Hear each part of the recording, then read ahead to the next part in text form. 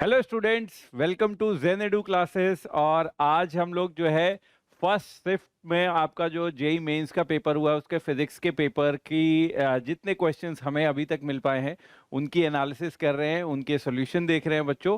ठीक है, तो one by one we will begin by the questions. ठीक है, और ये पहला क्वेश्चन देखो। ये पहला क्वेश्चन तो बहुत ही स्टैंडर्ड सा क्वेश्चन था। इस तरह के बहुत सारे आपने वेव्स, एसएचएम, सुपरपोजिशन में चीजें करी होंगी। इस करंट को, जो कि दो अलग अलग हमारे पास करंट का सुपरपोजिशन है, उनको हम ऐसे लिख सकते हैं कि जैसे वो सिंगल करंट हो, है ना। सुपरपोजिशन वाला रिजल्ट निकालना है। और आप सभी बच्चों को पता है कि A sine theta plus B cos theta को हम एक ही साइनोसॉइडल फॉर्म में ला सकते हैं। कितना? Root of A square plus B square sine theta plus some another angle that remains constant, और उसकी वैल्यू जो है ए एंड बी पे डिपेंड करती है। तो बिल्कुल उसी तरह से similarly I can write here I equal to, जो लिखा है यहाँ पे, I one sine omega T plus I two cos omega T. इसको मैं ऐसे भी लिख सकता था बच्चों, आई equal to I one square plus I two square, इसका under root into sine of omega T plus some angle delta. Right, यहाँ पे डेल्टा की वैल्यू भी आप निकाल सकते हो। साइन ओमेगा टी के साथ हमें कॉस डेल्टा लिखना चाहिए था, है ना। तो ये वाला आई वन वाला टर्म जो हो जाता, I one by root of I square plus I one square plus I two square, वो हो जाता कॉस डेल्टा। और ये वाला पार्ट जो हो जाता वो साइन डेल्टा हो जाता। तो यहाँ से आप डेल्टा की वैल्यू भी लिख सकते थे। कोई फायदा नहीं था, कुछ करना ही नहीं था हमें इन सब चीजों का। बट अगेन, अगर आप सीख रहे हैं ये सारी चीजें तो सीधा काम आ जाएंगी। तो tan delta will be equal to, इस केस में कितना है, I two by I one है ना, जो कि कांस्टेंट है। Of course I one I two are constant. अब बच्चों, इस करंट का मुझे आरएमएस वैल्यू निकालना है। तो आपने ये तो पढ़ा ही है, स्टैंडर्ड रिजल्ट है कि I equal to I naught sine omega T plus any angle delta. इसके लिए आरएमएस वैल्यू जो हो जाती है वो peak value divided by root two होती है। तो यहाँ पे पीक वैल्यू करंट की इतनी है, root of I one square plus root I two square. इसका मतलब यहाँ से मैं आई आर एम एस की वैल्यू लिख सकता हूँ। I R M S will be equal to peak value of current divided by root two. So that comes out to be root of I one square plus I two square divided by two. So this is the answer बच्चों। ये answer आ रहा है। ठीक है, next question. YDSC का question है। हर shift में हर जगह वाईडीएससी का एक क्वेश्चन आएगा ही आएगा। मैं हमेशा बच्चों को बोलता हूं कि आपकी वेव ऑप्टिक्स का सबसे इंपॉर्टेंट, सबसे बड़ा पार्ट जो है वाईडीएससी एंड वाईडीएससी के डिफरेंट वेरिएशंस वही होते हैं। तो ये तो बड़ा ही स्ट्रेट फॉरवर्ड सा क्वेश्चन आया है। इसमें स्लिट्स की सेपरेशन दे रखी है, small D equal to 2 millimetre. ठीक है, स्क्रीन की डिस्टेंस स्लिट से capital D is 1 metre given है, और वेवलेंथ 500 नैनोमीटर है। The question is asking what is the fringe separation. Fringe separation बोलो या फ्रिंज विड्थ बोलो, एक ही बात है बच्चों। और ये तो फॉर्मूला है, सबको याद होना चाहिए। Beta fringe width equal to lambda capital D by small D. अब यहाँ पे वैल्यूज आपको पुट करनी है, मीटर में सारा कर देते हैं। तो 5 into 10⁻⁻7 into capital D is 1 divided by small D is 2 into 10⁻³ metre. That comes out to be 2.5 into 10⁻⁴ metre, या इसी को आप लिख सकते हो 0.25 millimetre. So this is the answer. Again, very straightforward, formula based, very simple question, जो ज्यादातर बच्चों ने सही ही किया होगा। तो एक तरह से आपको ये 4 नंबर बोनस के ही मिले हैं। इस क्वेश्चन पे बच्चों आते हैं। अगेन मोमेंट ऑफ इनर्शिया का क्वेश्चन है ना। इसमें 4 आइडेंटिकल स्फीयर दिए हैं, mass capital M and radius a. तो 4 ये आइडेंटिकल स्फीयर्स हैं जिनके सेंटर्स रखे हुए हैं एक स्क्वायर पे, है ना। स्क्वायर के वर्टाइसेस पे रखे हुए हैं सिमेट्रिकल तरीके से। स्क्वायर की लेंथ ये गिवन है बी है। ठीक है, और इस पूरे सिस्टम का मोमेंट ऑफ इनर्शिया बच्चों निकालना है। ध्यान देना, that is the differentiating thing कि आप किसी भी एक्सिस के अबाउट मोमेंट ऑफ इनर्शिया निकालना चालू कर दोगे तो वो काम नहीं बनेगा। आपको इस सिस्टम का मोमेंट ऑफ इनर्शिया निकालना about one side of the square frame. कोई एक साइड ले लो। तो let me choose this side, फर्क तो पड़ता नहीं है, इस वाली साइड के अबाउट मैं मोमेंट ऑफ इनर्शिया निकाल रहा हूं। तो देखो इन दोनों के लिए तो ये वाली जो साइड जा रही है दिस इज डायमीटर, है ना, और डायमीटर के अबाउट सॉलिड स्फीयर का मोमेंट ऑफ इनर्शिया कितना होता है 2/5 mr²। सो इसको हम 1 नंबर दे देते हैं, इसको 2 नंबर, इसको 3 नंबर और इसको 4 नंबर। तो इन चारों के मोमेंट ऑफ इनर्शिया हमें इस वाली एक्सिस के अबाउट लिख के ऐड करते जाना है, स्केलर क्वांटिटी है। तो moment of inertia I will be equal to 1 and 2 का तो सेम होगा जितना कि उसके डायमीटर के अलॉन्ग होता है, दैट इज 2/5 mr²। तो 2 टाइम्स भी करना है क्योंकि 2 है ऐसे, तो 2 into 2/5 mr², right, mass capital M था, ठीक है। प्लस इन दोनों में से भी किसी एक का निकालने 2 टाइम्स कर देंगे। तो इस वाले स्फीयर का अगर मैं निकालने जाऊं तो स्टैंडर्ड रिजल्ट मुझे पता होता है डायमीटर के अबाउट बच्चों। तो डायमीटर के अबाउट निकालो, इस वाली एक्सिस के अबाउट तो अगेन कितना हो जाएगा 2/5 mr², और हमें निकालना है इस वाली एक्सिस के। तो देखो ये सेंटर ऑफ मास से होके भी जा रही है, तो we can apply parallel axis theorem. तो इन दोनों एक्सिस के बीच में पैरेलल एक्सिस थ्योरम लग जाएगा। तो अब मैं लिख सकता हूं 2 times 2/5 mr², that is ICM 2/5 mr² plus mass into जो इनके बीच की डिस्टेंस है b², mb²। अब इसको आप कैलकुलेट कर लो। तो ये वाला पार्ट तो basically 2/5 mr² is being multiplied by 2 and 2 4, तो 4 2 जा 8/5 कैपिटल M। अच्छा r की जगह बच्चों रेडियस एक्चुअली a गिवन है ना, तो r² की जगह a² कर देते हैं। तो 8/5 ma² plus 2 times capital M b²। ये है बच्चों सही आंसर इसका, ठीक है। इस क्वेश्चन को देखिए, again this is a interesting question जहां पे कॉन्सेप्चुअल लेवल पे एक आध दो जगह मैंने सॉल्यूशन भी देखे जो थोड़ी सी गलती करी हुई है, या एटलीस्ट गलती नहीं करी हुई है तो पूरी चीजें बिना बताए हुए करा हुआ। Again there is a conceptual part here. एक तो तरीका है कि दोनों के बीच में फोर्स निकालने के लिए आप ऐसे सोचो कि किसी एक की वजह से फील्ड निकाल के दूसरे के मास को मल्टीप्लाई कर दो, है ना। तो ये रिंग से अगर हमारे पास एक रिंग गिवन है, इसका मास कुछ स्मॉल m मान लेते हैं, इसका मास कैपिटल M मान लेते हैं, ठीक है। रिंग का मास अगर कैपिटल M है, रेडियस r है, और इससे x डिस्टेंस पे यहाँ पे फील्ड अगर हम निकालेंगे, ग्रेविटेशनल फील्ड बच्चों, तो वो रिजल्ट याद होता है G capital M x by r² plus x² की पावर 3/2, ये बच्चों याद होता है। और यहाँ पे x क्या है, इसके सेंटर से डिस्टेंस यहाँ पे हम निकाल रहे हैं। तो बहुत सॉल्यूशन मैंने देखे जहाँ पे ये चीज है कि यहाँ से फील्ड निकाली सेंटर पे, और इस पूरे पार्टिकल को, इस पूरे स्फीयर को, because it is a uniform sphere, we have assumed it to be at the centre. यहाँ पे सिमेट्री ऐसी है कि वो चीज काम कर जा रही है, but there is a conceptual thing that I want you to understand here, कि जब मैं इसकी वजह से सेंटर पे फील्ड निकाल के इसको पूरे को कॉन्सेंट्रेटेड मार रहा हूं, तो देर is a conceptual problem here कि यहाँ पे एक्चुअली तो अगर मुझे कॉन्सेप्चुअली बोलूं तो टोटल फोर्स निकालना होता, तो इस रिंग की वजह से डिफरेंट यहाँ पे एलिमेंट चूज करने चाहिए थे, हर एलिमेंट पे फोर्स निकालना चाहिए था और उन फोर्सेस को ऐड करना चाहिए था। Just by looking at the diagram you can understand कि वो चीज तो कर नहीं पाते हम, है ना। एक्सिस पे तो हमें चलो फील्ड निकालना आता भी है, एक्सिस से इधर उधर निकालने में, फील्ड निकालने में तो बहुत मुश्किल हो जाएगी, अगेन उसका इंटीग्रेशन भी बहुत मुश्किल हो जाएगा, वो चीज आ रही है, ठीक है।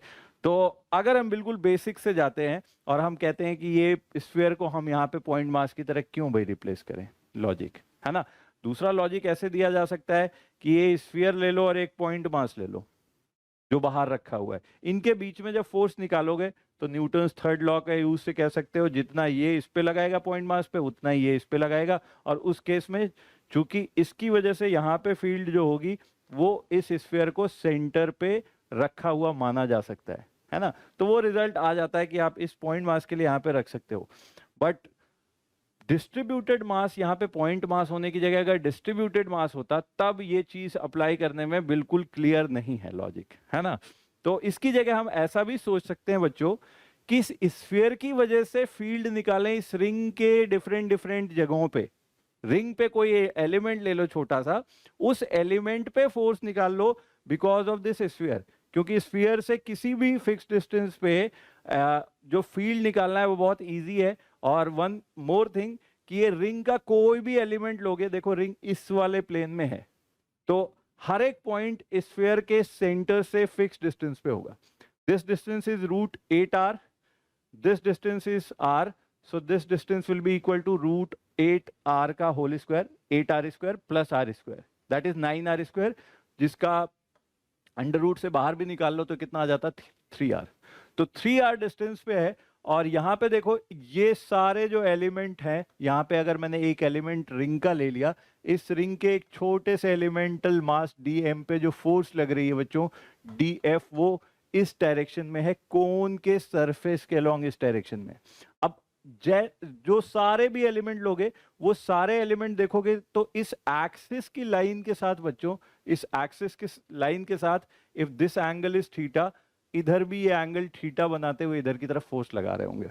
And just by the visualisation you can see कि इन सारे एलिमेंटल रिंग्स पे, एलिमेंटल मासेस पे जो कि रिंग के ऊपर हैं, उनके ऊपर जो फोर्स का एक कंपोनेंट होगा वो नीचे की तरफ जाएगा and that will get cancelled out, है ना। पूरे रिंग पे ऐसे अंदर सेंटर की तरफ होते जाएंगे तो वो सारे कैंसिल हो जाएंगे, और जो इस एक्सिस के अलोंग आ रहा है फोर्स, वही ऐड होता जाएगा, ठीक है। तो अब इस df की वैल्यू अगर मैं लिखूं तो df will be equal to, इसका मास स्मॉल m है, 3r डिस्टेंस पे फील्ड कितनी हो जाएगी, g small m by 3r का whole square, that is 9r square multiplied by mass dm, that is my df, but I am interested in finding the component of this df along this axis, ये theta angle के साथ जो आ रहा है। तो इस direction को अगर मैं x डायरेक्शन बोल दूं, एक्सिस वाली डायरेक्शन को x, तो df का x component df x will be equal to df into cos theta.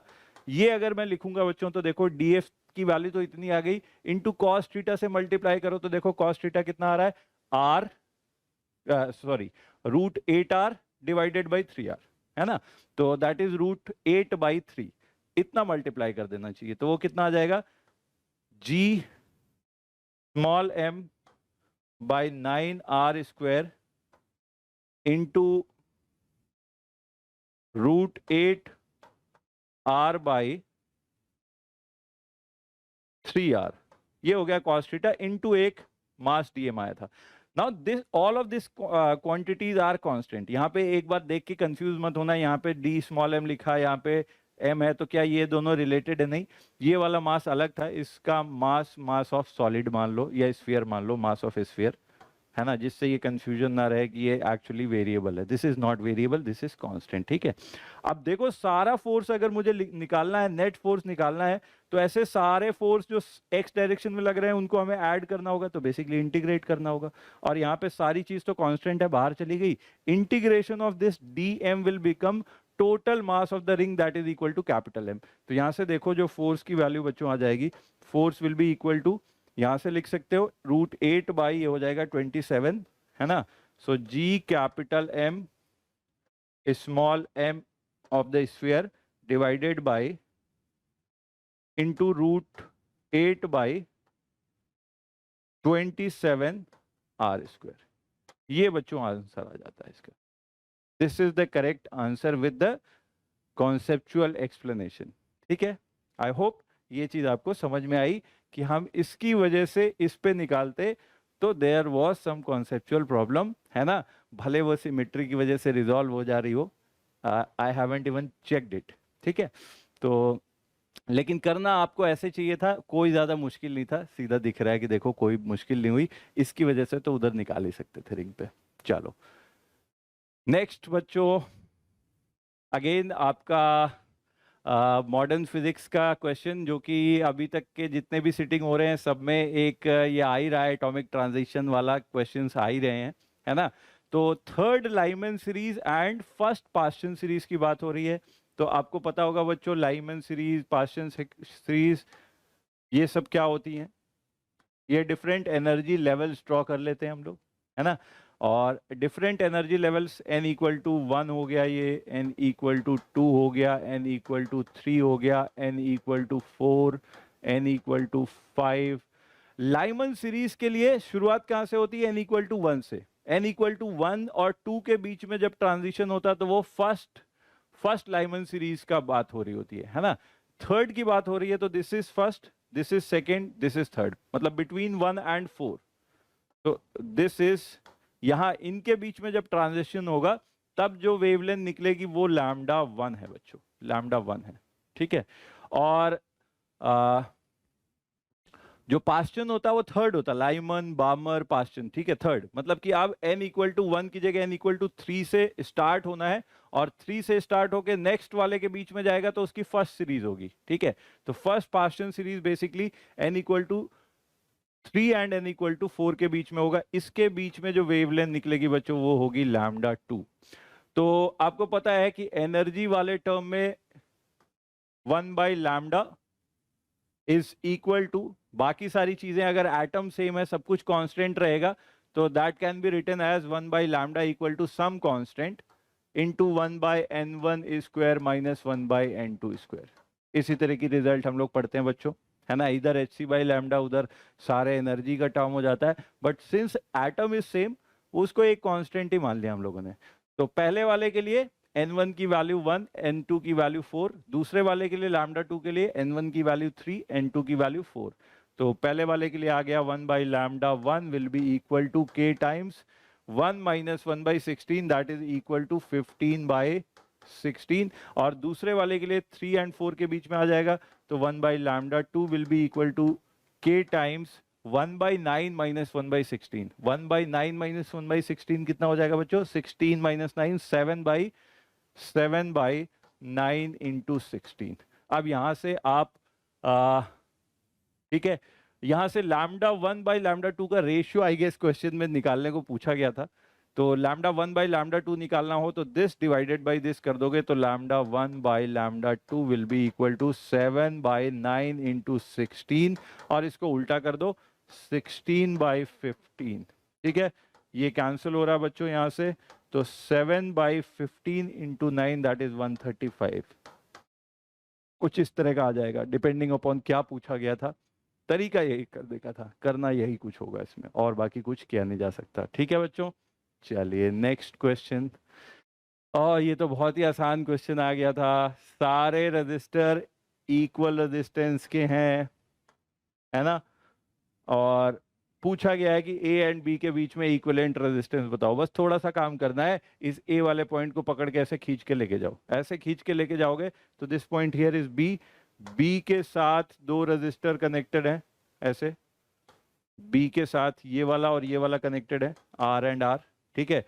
फिर उसके बाद ये पॉइंट और ये वाले पॉइंट, ये वाला पॉइंट और ये वाले पॉइंट के बीच में एक रजिस्टर और आ गया, और इस ए को अगर खींच के उधर लेके चले गए तो ए पॉइंट यहाँ पे बन गया, ए के साथ इधर एक कनेक्शन है, एक इधर कनेक्शन है, आर आर आर आर। अब सीधा दिखने लग गया है कि there is a balanced Wheatstone bridge, यहाँ पे R R equal to R into R. तो ये तो कट गया, इसमें कोई करंट जाएगी नहीं। अब सीधा 2R और 2R आपस में पैरेलल, 2R और 2R के पैरेलल भी क्या हो जाएंगे? R। तो R resistance, equivalent resistance between A and B will be equal to R। तो बहुत ही सिंपल क्वेश्चन था अगेन बच्चों ये, और आराम से आप लोगों ने, बहुत लोगों ने पेन वेन नहीं उठाई होगी इसको करने के लिए, सीधा देखते ही हो जा रहा है। वैल्यूज तक ऐसी नहीं दी जिसमें कुछ कैलकुलेट भी करना पड़े, कुछ एक बार चेक करने के लिए भी मल्टीप्लाई करना पड़े, इक्वल ही लगा दिया, ठीक है। चलिए बच्चों, अब इस क्वेश्चन को देखो। A force 20 I cap plus 10 J cap is acted on a body of mass 2 kg, ठीक है। 10 सेकेंड के लिए ये फोर्स लगाई जा रही है, and the body starts from rest, find the displacement along the X direction. तो डिस्प्लेसमेंट निकालना है, यूनिफॉर्म फोर्स है, पहले एक्सेलरेशन निकाल लो। Acceleration of this body will be equal to force upon mass, है ना। तो एक्सेलरेशन वेक्टर कितना आ जाएगा? 2 से डिवाइड करो बच्चों, तो 10 I cap plus 5 J cap. But what we are actually interested in is finding the displacement along the X axis. Initial velocity वैसे ही दे रखी है, 0 है, ठीक है, उससे कोई फर्क ही नहीं है। तो अब ये मोशन भी करेगा पार्टिकल इसी जो एक्सेलरेशन वेक्टर जो हमारे पास एक्चुअली आ रहा है उसी की डायरेक्शन में। एक्सेलरेशन अगर ये x है, ये y है, तो एक्सेलरेशन वेक्टर देखो आप 10x की डायरेक्शन में, 5y की डायरेक्शन में, तो कुछ इधर की तरफ tan इनवर्स 1/2 डायरेक्शन, तो इधर की तरफ ही पार्टिकल जाना चालू करेगा। But we are interested in finding the x component of its displacement. तो जब x कंपोनेंट निकालना है तो x डायरेक्शन के एक्सेलरेशन से काम कर लेते हैं। अब चूंकि x डायरेक्शन के along acceleration is 10, so x component of acceleration is 10, initial velocity का x कंपोनेंट इज 0 और यूनिफॉर्म एक्सेलरेशन है, डिस्प्लेसमेंट निकालना है, तो अब सीधा कौन सा सेकेंड इक्वेशन लगा दो, displacement x equal to ut that is 0 plus half into acceleration that is 10 into time का स्क्वायर दैट इज 10 का स्क्वायर। तो कितना हो गया 1000/2 दैट इज 500 मीटर। तो again it was not very difficult question. थोड़ा सा फ्रेमिंग देख के शुरुआत में लगा होगा कि आई कैप जे कैप दे रखा, कुछ तो करवाएगा, लेकिन कुछ भी नहीं करवाया। सिंपल सी चीजों का आपके कॉन्सेप्ट अगर इस चीज के बहुत हिले नहीं होंगे तो बड़े आराम से वो होगा। यूनिफॉर्मली एक्सेलरेटेड मोशन का क्वेश्चन था, ठीक है बच्चों। चलिए जी, इस क्वेश्चन में देखिए एक रफ सरफेस के ऊपर जिसका म्यू गिवन है 1/3√3, इसके ऊपर एक √3 kg का, एक √3 kg का, यहाँ पे g आ गया है, मोस्ट प्रोबेबली kg था शायद क्वेश्चन, ठीक है, √3 kg मान लेते हैं हम लोग, √3 kg से करके देखते हैं। एक √3 kg का ब्लॉक रखा है जिसपे हॉरिजॉन्टल से 60 डिग्री एंगल पे फोर्स लगाई जा रही है और पूछा जा रहा है कितना मैक्सिमम फोर्स लगाओ कि ब्लॉक मूव ना करे, ठीक है जी। तो सबसे पहला तो ऐसे क्वेश्चन में शुरुआत कहाँ से करते हैं, फ्री बॉडी डायग्राम से। भाई न्यूटन्स लॉ का question, Newton's laws of motion का क्वेश्चन कहीं ना कहीं मिलेगा, तो शुरुआत तो फ्री बॉडी डायग्राम से। पहला फोर्स mg आएगा बच्चों, तो √3 इंटू जी की वैल्यू 10 रखो, तो 10 √3 का फोर्स नीचे की तरफ लग गया। इस कैपिटल F के कंपोनेंट ले लें तो देखो हॉरिजॉन्टल डायरेक्शन में F cos 60, इधर की तरफ आ गया F cos 60 is F/2। Vertically downward direction में it will be equal to F sin 60 that is √3F/2। ये डाउनवर्ड डायरेक्शन में आ गया। अब इस फोर्स को काट दो क्योंकि इसके दो कंपोनेंट लिख लिए। एक नॉर्मल रिएक्शन आएगा। फ्रिक्शन हमें हमेशा लास्ट में लगाना चाहिए। देख के ही पता लग रहा है कि फ्रिक्शन की डायरेक्शन किधर होगी बच्चों। ये वाला फोर्स इसको ड्राइव करना चाहता है F/2 वाला फोर्स, तो इसके अपोजिट डायरेक्शन में इधर फ्रिक्शन लगेगा। और चूंकि कंडीशन ऐसी रहनी है कि ये ब्लॉक चल ना पाए, तो फ्रिक्शन की वैल्यू जो होनी चाहिए वो एक्सटर्नल फोर्स के बराबर होनी चाहिए, इसके बराबर, तभी तो नहीं चल पाएगा, है ना, तभी तो रेस्ट पे रहेगा वो। तो अब इतना हमें पता लग गया, तो अब जरा वर्टिकल डायरेक्शन की कंडीशन सॉल्व कर लेते हैं। वर्टिकली ये ब्लॉक कहीं उड़ तो जाएगा नहीं, ना ही जमीन में धंसने वाला है, दैट मींस वर्टिकल डायरेक्शन में एक्सेलरेशन होगा। तो value of n should be equal to this much, n will be equal to 10 √3 plus √3/2 into f, ठीक है। और फ्रिक्शन की जो वैल्यू है वो जो होती है वो 0 से लेके म्यू टाइम्स n के बीच में कुछ भी हो सकती है। तो the limiting value of friction जो मैक्सिमम पॉसिबल हो सकती है that will be equal to mu times n। जरा उसकी वैल्यू निकाल के देखें कितनी आ रही है। 1/3√3 को इससे मल्टीप्लाई करो तो नीचे वाला √3 तो इधर खा जाएगा सब, नीचे 1/3 बचेगा, तो 1/3 इंटू 10 प्लस F/2 आ जाएगा ये बच्चों, 10 प्लस इतना आ जाएगा, है ना। और अगर हम लिमिटिंग कंडीशन की बात कर रहे हैं, फोर्स की वैल्यू बढ़ाते जा रहे हैं बच्चों, तो उस कंडीशन में आप सीधा सा देखो, फोर्स की वैल्यू बढ़ाते जाओगे आप, तो ये चलाने वाला फोर्स जस्ट बराबर हो जाएगा किसके, लिमिटिंग फ्रिक्शन के। तो just equal to limiting friction को तुम ड्राइविंग फोर्स के बराबर कर दो, F/2 के बराबर कर दो, तो ये क्वेश्चन सॉल्व हो जाएगा। तो यहाँ पे 3 को उधर ले जाओ, तो 10 plus F/2 will be equal to 3F/2, 3F/2। यहाँ से इसको इधर लेके आओगे तो 3F/2 minus F/2 that will become F। So F की वैल्यू कितनी आ जा रही है, 10। तो ये F कैसा है, मैक्सिमम है 10 न्यूटन, जिसपे ये ब्लॉक चलेगा नहीं। 10 से थोड़ा सा भी ज्यादा लगाया तो अब ये ब्लॉक चल पड़ेगा, इसको रोक नहीं सकते हम लोग। ठीक है बच्चों, तो थोड़ी सी इक्वेशन लिखनी थी, बट अगेन इस तरह के क्वेश्चन बहुत सारे प्रैक्टिस करे होते हैं बच्चों ने, तो not a difficult question but not a very straight forward question. Direct formula based जैसे क्वेश्चन अभी तक सारी शिफ्ट में मिल रहे हैं, उस तरह का भी नहीं था। अगेन ये वाला क्वेश्चन बिल्कुल इसी तरह का क्वेश्चन कल के पेपर में भी शायद आया था, है ना, बिल्कुल उसी तरह का क्वेश्चन है कि बीटा के डायमेंशन बताने हैं। आपको पता है बच्चों की एक्सपोनेंट वाले में ये वाले पार्ट हमेशा डायमेंशनलेस होता है, इसकी पावर भी ऑलवेज डायमेंशनलेस होती है। ठीक है ना बच्चों, और K is Boltzmann constant, T is absolute temperature, X is distance. तो यहाँ पे देखो कि beta into x square, beta into x square basically L square है डायमेंशन के टर्म में। बीटा के डायमेंशन इंटू एक्स स्क्वायर के डायमेंशन जो होने चाहिए वो इक्वल होने चाहिए KT के डायमेंशन। और K इंटू टी अगर किसी फॉर्मूले के टर्म में सोचो तो समझ में आ जाएगा, अलग अलग रखने की जरूरत नहीं है इसको। इक्विपार्टीशन ऑफ एनर्जी में हम लोग गैस में जब पढ़ते हैं बच्चों, तो ये चीज पढ़ते हैं ना कि 1 डिग्री ऑफ फ्रीडम के लिए, है ना, कितनी काइनेटिक एनर्जी होती है एक गैस मॉलिक्यूल की, तो 1/2 KT। तो एनर्जी बताता है ना, KT is basically nothing but energy. तो एनर्जी के डायमेंशन क्या होते हैं, फोर्स ml, T-2 होता है फोर्स का, इंटू फोर्स इंटू डिस्प्लेसमेंट, तो ये L स्क्वायर कर दो। तो L स्क्वायर तो देखो कैंसिल हो जाएगा, बीटा के तो डायमेंशन आ गए यहां से ही। मेरे ख्याल से अल्फा का पूछा होगा, आई डोंट नो, जो भी पूछा है सब सॉल्व कर देते हैं। ठीक है, बीटा का डायमेंशन तो आ गया यहां से ml T⁻², और अल्फा का अगर निकालना होता तो अगेन देखो this is energy, work done या एनर्जी कुछ ऐसा था, शायद एनर्जी था। ठीक है, तो एनर्जी के dimension is equal to beta into alpha square. So energy का डायमेंशन यहाँ पे देख ही लिया कितना होता है, ml² T⁻²। This is the dimension of energy and that must be equal to dimension of these two. ठीक है, जिसमें से बीटा का तो हमको मिल गया m into T⁻² multiplied by alpha square. तो अल्फा के डायमेंशंस का स्क्वायर है बेसिकली। यहां से देखोगे तो m T⁻² कैंसिल हो जाएगा, तो alpha square will be L square, so alpha के डायमेंशन L आ रहे हैं। अब थोड़ा सा शायद वेरिएशन क्वेश्चन में इधर उधर रहा हो, maybe we are missing something, but the concept is going to remain same. वही चीज है कि एक्सपोनेंट वाली चीज डायमेंशनलेस होती है, और वही चीज हम लोग यहाँ पे बच्चों करेंगे। ठीक है, थोड़ा सा मे बी पावर इधर उधर खिसकी हुई हो सकती है, हमें गलत मिला क्वेश्चन।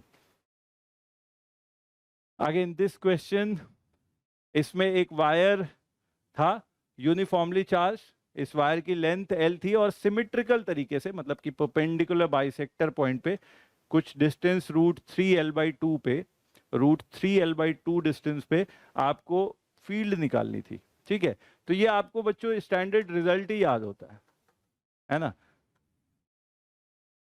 ये एंगल अगर अल्फा, ये एंगल अगर बीटा होता है, यहाँ पे लैम्डा होता है, तो फील्ड का फॉर्मूला बच्चों आपको याद होता है λ/4π,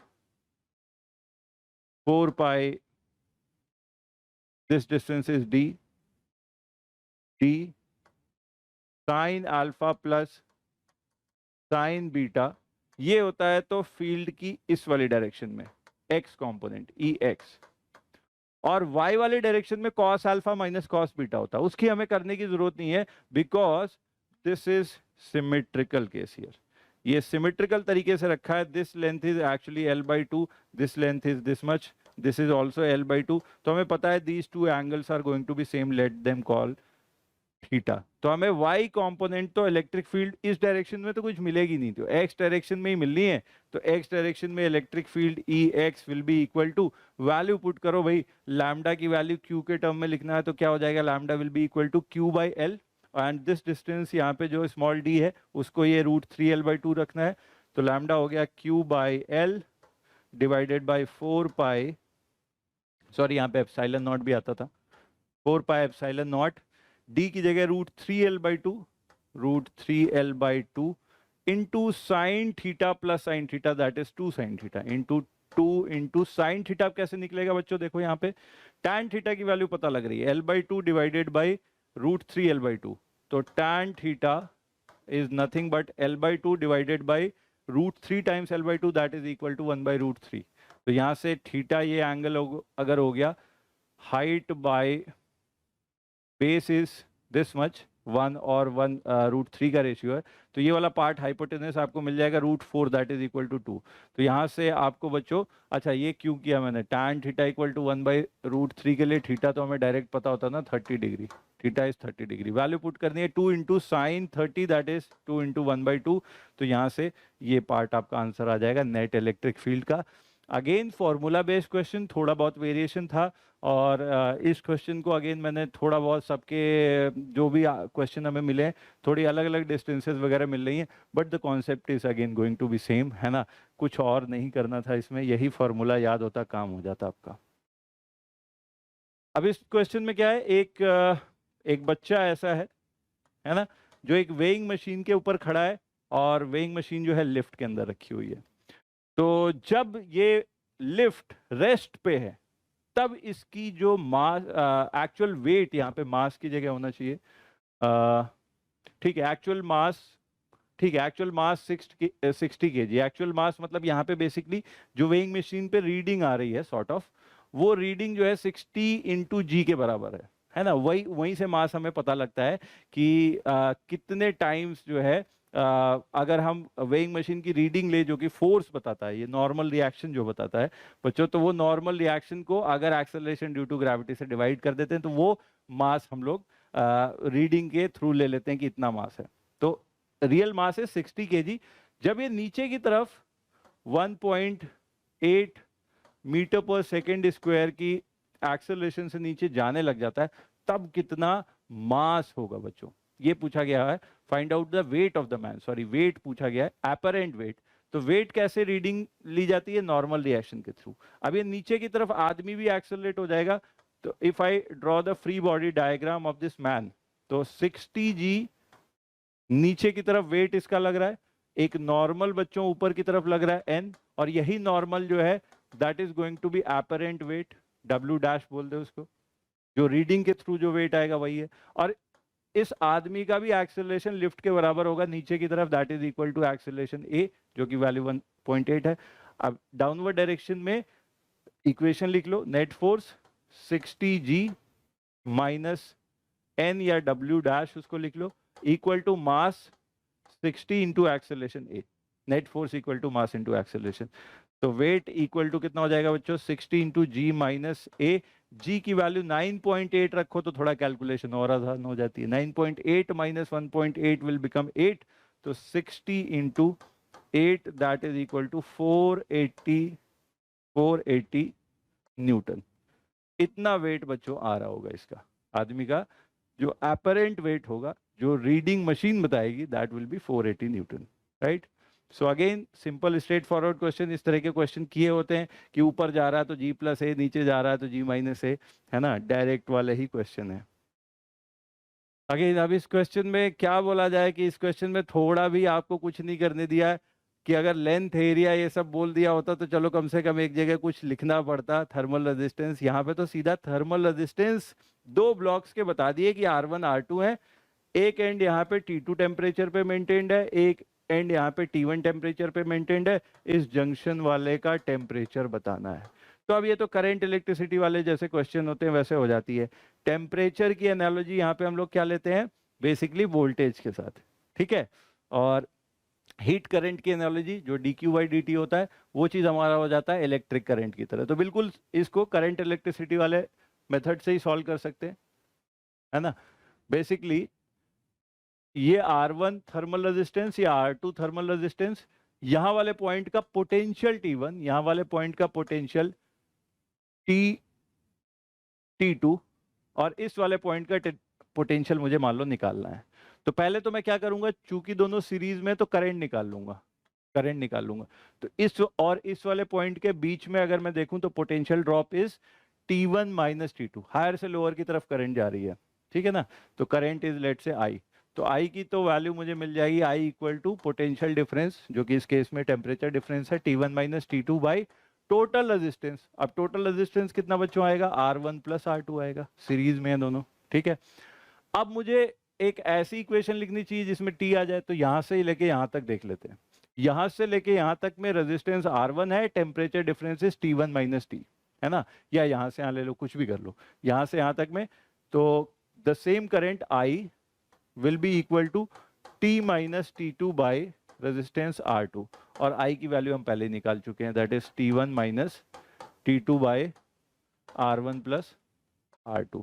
तो यहां से इसको T2 बाई R2 दूसरी साइड ले जाके लिख दो, तो T will be equal to T2 by R2 plus T1 minus T2 by R1 plus R2। अब इसको बच्चों आपको सॉल्व करना है, जिस भी फॉर्मेट में आपका ऑप्शन रहा होगा उस फॉर्मेट में आपको बस लाना है, और सिंप्लीफिकेशन का काम बाकी है।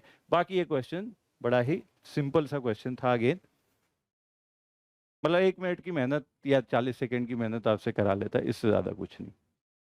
आज का जैसा पेपर आया है उसके हिसाब से जो 2-4 अच्छे थोड़े से ठीक क्वेश्चन बोले जाएंगे, उनमें एक ये क्वेश्चन था। Again this was a good question considering the paper, ठीक है। तो इसमें क्या बोला गया है, material has density rho and bulk modulus K, ठीक है। अब वो बहुत बच्चों को बल्क मॉडुलस बी और कंप्रेसिबिलिटी के होता है, यहाँ पे बस टर्मिनोलॉजी नाम बदल दिए, काम वही है बच्चों, है ना, डेफिनेशन वैसे ही रखोगे। The increase in the density of the material when it is subjected to an excess pressure P from all side, है ना। तो एक्स्ट्रा प्रेशर जो है वो P रखा गया है, ठीक है। और अब इसकी डेंसिटी में कितना वेरिएशन होगा ये चीज करना है। तो जैसे इसको छोड़ो, यहाँ स्टेटमेंट की बात छोड़ो, बल्क मॉडुलस जो कि यहाँ K है, बल्क मॉडुलस को कैसे डिफाइन करते हैं बच्चों, है ना। कोई भी मॉडुलस होता है तो वो होता है स्ट्रेस बाय स्ट्रेन, ठीक है। और स्ट्रेस क्या है, एक्स्ट्रा प्रेशर, है ना। स्ट्रेस क्या है, फोर्स अपॉन एरिया, तो एक्स्ट्रा प्रेशर उसको मैं अभी लिख रहा हूँ डीपी, तो माइनस, और यहाँ पे माइनस साइन भी लगाते हैं बच्चों, याद होगा, है ना, क्योंकि प्रेशर एक्चुअली ये घट रहा होता है, ठीक है। तो माइनस डीपी बाय, यहाँ पे नीचे आ जाता है स्ट्रेन का टर्म, स्ट्रेन का टर्म क्या हो जाएगा, change in volume by original volume, dp by v. इस तरह से ये डिफाइन होता है, ठीक है बच्चों। अब इसको जो ऑप्शंस गिवन थे उसमें कुछ अलग ऑप्शन की फॉर्म में लाना था हमें, ठीक है। मतलब डेंसिटी में, हाँ, अब पूछा तो क्या गया है आपसे, डेंसिटी का वेरिएशन पूछा गया। अब डेंसिटी का वेरिएशन कैसे लिखोगे, मटेरियल सेम है, उस पे फोर्स लगा के उसका वॉल्यूम कम कर दो, वॉल्यूम बढ़ा दो, कुछ भी कर दो बच्चों, in all the cases the material is the same, that means its mass is not going to change. तो let me take the mass of this material as m, जितना भी हम गिवन सेगमेंट ले रहे हैं, और मास को मैं लिख सकता हूं डेंसिटी टाइम्स वॉल्यूम, ठीक है। अगर मैं इस टर्म को वॉल्यूम v के रेस्पेक्ट में डिफरेंशिएट कर लेता हूं बच्चों, तो इधर this quantity is constant, differentiation क्या हो जाएगा, 0।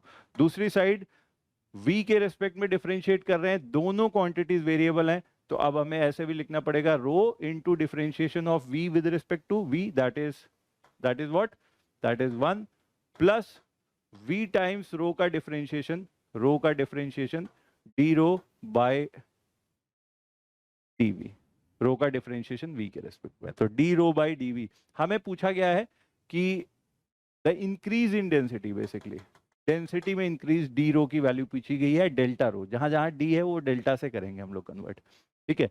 तो ये चीज देखो बच्चों कितनी आ रही है, d rho equal to minus of rho dv by v, minus of rho dv by v। अब जरा इस वाले टर्म पे आ जाओ, k equal to minus of dp into v by dv। ये v वाला पार्ट हमें हटाना था, तो v बाई dv इधर लेके आ जाओ, v by dv will be equal to minus rho by d rho. तो ये कितना आ जाएगा, minus dp into v by dv, that is equal to minus rho by d rho, minus rho by d rho. Minus से minus ये cancel हो गए। हमें निकालना था ये चेंज इन डेंसिटी, है ना, इंक्रीज इन डेंसिटी, पॉजिटिव है ऑफ कोर्स, श्रिंक कर रहा है वॉल्यूम, तो डेंसिटी बढ़ रही है, तो इधर डी रो को लेके आओ, के को इधर लेके आ जाओ, तो यहां से हमारे पास बच्चों आ जाएगा d rho increase in density will be equal to, increase in density will be equal to rho times into d p divided by k. Divided by k. अब यहाँ फिर से थोड़ा सा एक चीज चेंज करना है। क्वेश्चन में जो गिवन है वो थोड़ा सा कंफ्यूजिंग है कि ये चेंज इन प्रेशर जो हुआ है दैट इज पी। तो बेसिकली हमारा डीपी वाला पार्ट क्या है, पी है ना।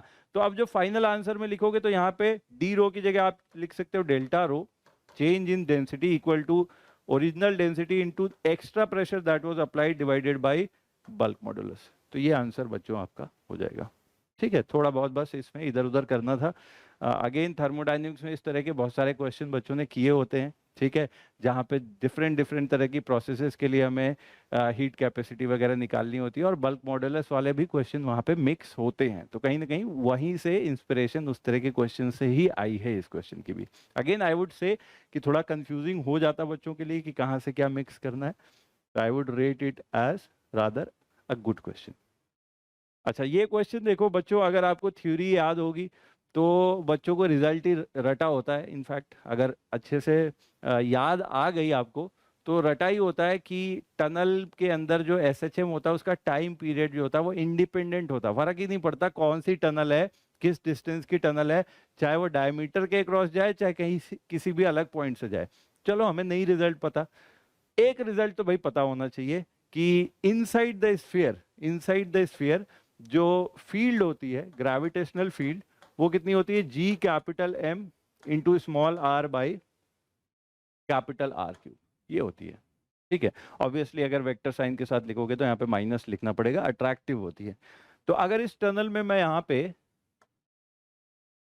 एक मास स्मॉल एम कंसिडर कर लेता हूं, अब देखो ध्यान से कि इस पे जो फोर्स लगेगा वो इधर की डायरेक्शन में लगेगा, इस डायरेक्शन में लगेगा। कितना फोर्स लगेगा, मास टाइम्स ई, एम ई के बराबर इधर की तरफ फोर्स। बच्चों अब इस लाइन को तुम देखो, let me call this distance as x and this distance is nothing but equal to r. ये वाला एंगल अगर मैं बोल दूं बच्चों थीटा है, तो इस राइट एंगल ट्रायंगल से आपको दिख रहा होगा कि r cos theta is equal to x, r cos theta is equal to x. Force की वैल्यू कितनी है, एम ई, और फोर्स का अगर मैं ये एक्स डायरेक्शन ले लूं, यहां पे ओरिजिन ले लूं, ऊपर की तरफ एक्स एक्सिस ले लूं, मैं ऊपर की तरफ एक्स एक्सिस, यहां पे ओरिजिन है, तो ऊपर वाली डायरेक्शन में नहीं बल्कि फोर्स जो लग रही है इस डायरेक्शन में लग रही है, लेकिन पार्टिकल का मोशन तो सिर्फ इसी डायरेक्शन में हो रहा है। तो what we are interested in determining the component of this force along this direction, मतलब कि माइनस एक्स डायरेक्शन में अब कंपोनेंट आ रहा तो अब इसको माइनस साइन के साथ लिखेंगे। तो force along x axis will be equal to minus of m e into इधर की तरफ कंपोनेंट कितना आ गया, cos theta, minus m e cos theta. यहां पे देखो माइनस स्मॉल एम ई की वैल्यू ये वाली लिख दी, G capital M by capital are cube into small r into cos theta. अब ये आर कॉस थीटा जो है ना वो क्या रिप्लेस कर सकते हैं उसको हम, एक्स से, तो इसको रिप्लेस कर दो एक्स से, और force along x axis will be equal to mass times acceleration along x direction. तो अब दिख रहा है ना, acceleration equal to some minus into some constant into x.